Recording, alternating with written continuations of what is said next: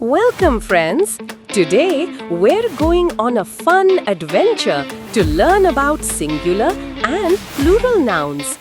Let's get started. Let's recall what nouns are. Nouns are the name of a person, places, animals, or things. For example, Ria, school, dog, and apple all are nouns. Now, nouns can be one or more than one. When there's only one, we call it singular. When there's more than one, we call it plural. So remember, single means one. So singular means one and plural means many.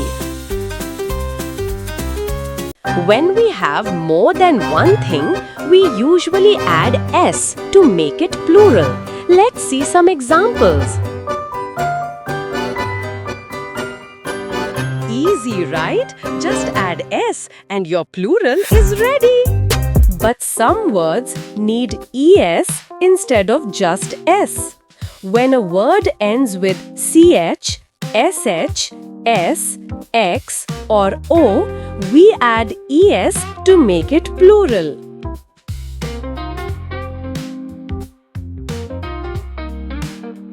When a word ends with a consonant plus y, we change the y to ies to make it plural.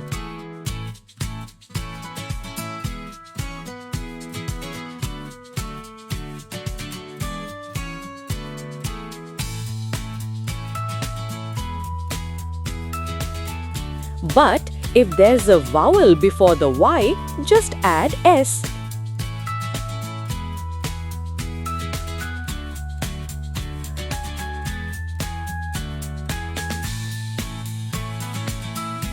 Now here's the fun part. Some words change completely in their plural form. These are called irregular plurals.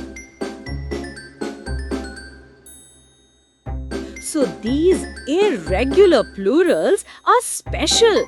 You just have to remember them. So today we learned that singular means one and plural means many. Sometimes we add s, sometimes es, and sometimes we change y to ies. And don't forget those special irregular plurals. So next time you see one or many, you'll know exactly what to call it.